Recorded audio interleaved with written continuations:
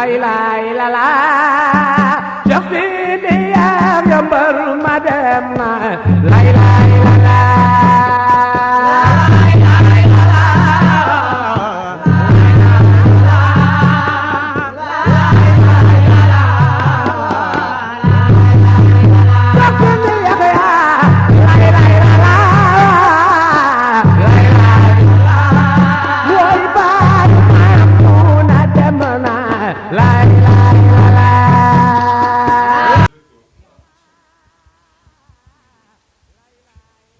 nga xool baatinu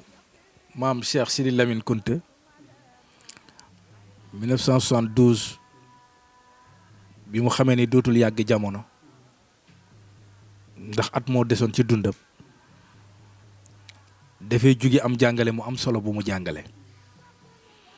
dafay jóge dëdmal jëm Saalum ndeke ñetti rakkam yu tedd ya fa ne ñoom la doon nemmeeku ji ñu ni ñu jaar na Kawlax ci mag moo xamante ni bii bàyyi ma ko defaroon di Cheikh Abou Mouhamadoul Kounti yi ba doomu aadama yi di bàyyi ko fu ne di ko fekk si dem na ba daanaka bu dee jàpp sax ngir mbooloo day am ko yor satala gi di sotti barke wuy si ko wërsëg wuy si ko baatin wuy si ko maam Cheikh Sidi Lamine jaar fa ngir saafonteeg moom ngir yokk yeesal loola bi mu nuyoo yam ci bëkk néegu kooka ci la ko dalal bi mu ko dalalee yegg ci sëñ bi ni ko Cheikh Sidil Amin di doomi Cheikh Abou Mouhamadoul Kounti yi moo fi jaar di la seet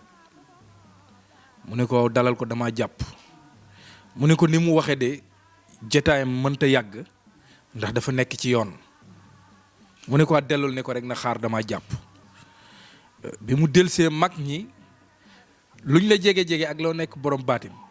tàmm ji di wax di defari wax ba wax lu nekkul bi mu ñëwee mu ne ko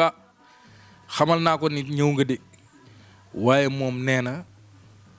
dafa jàpp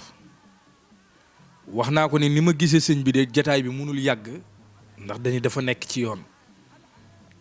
waaw mu ne ko dellul ne ko dama fay jaar ngir siyaaranteeg moom waaye dama nekk ci yoon ndax maa ngi jëm Lat Menge mu dellu wax ko mu ne ko dama jàpp foofu mu xaar mu dellu siwaat ni ko sëñ bi nee na dafa jàpp foofu nga xaar mu ne ko dénk ko maanaam loolu la wax mu ne ko waaw mu ne ko rus naa sama baay bu tedd ba Cheikh Abou Mouhamadoul Kounti yi di solal nit mbubb ma di ko summi mais dinaa bënn poos yi ba lu mu ci def mu rot jug leen ñu dem ci la yegg si Lat Menge suñu maam Cheikh Sidi Yaxya dalal ko bi ñu fa jógee ci leen jaar cariyaak jël baay boo ñu ñëw Kamataan nga xool jàngale boobu ñetti doomi Cheikh bu Mouhamed Kounta yi mu jaar yëpp kenn ku ne doon na xalifa Cheikh Mouhamadoul Kounti yi ci Cheikh Sidi Yaxya la mujjee jël baay bu ñu ànd dem ci alaaji Mamadou moo wuutu maam Cheikh Sidi Lamine 1973 boobu bi mu génnee àdduna mu tombe ak bisu talaata di yoru talaata keroog la alxaaji Mamadou Kounta dégg xalifa Cheikh Mouhamadoul Kounti yi am fi toogaayu ñaari at ak ñeenti weer ci la suñu maam Cheikh Sidi Yaxya jël xilaafa gi def fi 11 ans yooyu bi mu fi jógee ci la ko bàyyi bu jël ci à l'âge de 73 ans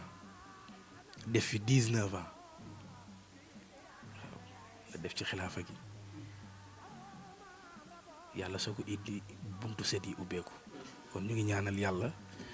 xalifatul am bii fi ne di tarixatil xaadiriya di maam Cheikh al Bekaay ibnu maam Cheikh al Bekaay yàlla guddal fanam defal ko wér-gu-yaram dañ doon leeral ni jàngale rek ak tegtal bu wone ni xoola baatin boobu waaw ñetti doomi Cheikh Mouhamadoul Kounti yooyu ñoo desoon Saalum ñetti doomi Cheikh Mouhamadoul Kounti yooyu mu dem jël na ñaari rakk yóbbu leen ci mag mu nekk tegtal ak jàngale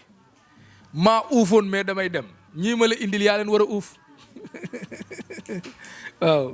kon yal na yàlla jox xolu ñi mag uuf ñi ñu magit woyof guñ leen uufee ndax mag ñooñu dañoo toppante woon dañoo gëmante woon